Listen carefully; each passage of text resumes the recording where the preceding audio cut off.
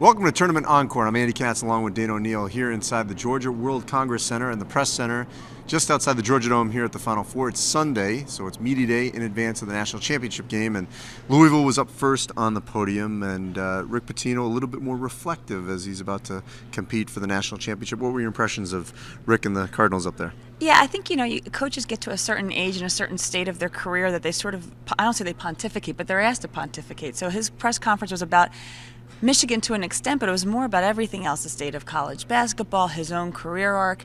It was interesting just to watch him because he was pretty reflective.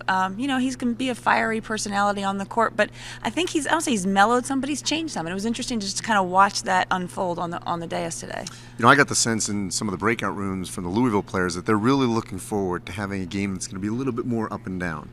They've gone through some grinders here and trying to go against the Syracuse zone, Notre Dame at times in the Big East tournament and the Big East regular season, and then obviously the way that to sort of get through the Wichita game. How much did you sense that they're looking forward to playing a little bit more up-tempo? Absolutely. I mean, if you get through the grind of the Big East season, up-tempo is not easy to find because everyone is just going to bully you and knock you around. So I think a game where they can actually push the ball will probably be a welcome change. And as you said, after that Wichita State game where they couldn't even move, it seemed like, and the pace was so much slower than they'd like it to be, I think this will be a welcome opportunity for them. Be a fun game, I think, for all of us. And for Michigan, for John Beilein, he's had quite a career, never an assistant coach, climb that ladder. How much did you hear about that from Beilein in terms of some of the questions about the fact that he's finally on this stage? Yeah, it was a lot of the questions because, I think he follows what a lot of people thought at one time was a traditional career arc. You start very low, Lemoyne for him, and you kind of build up. That role has changed a little bit as we're seeing, AAU coaches become assistant coaches and kind of boom, here they go.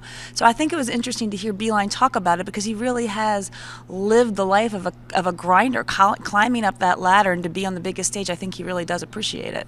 And as for the Wolverines, they kind of feel, I got the sense that they feel they escaped, obviously, against Syracuse. They didn't play great.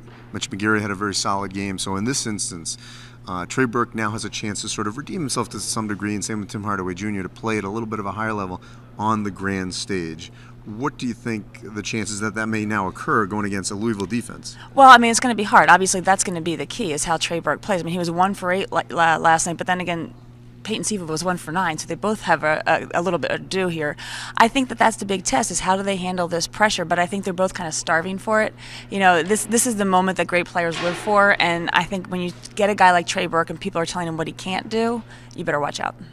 All right, so keep it on here on ESPN.com and on SportsCenter for 2 Sunday conversations, one with Rick Pitino and one with John Beilein. The national championship game Monday night here at the Georgia Dome. For Dana O'Neill, I'm Andy Katz for ESPN.com.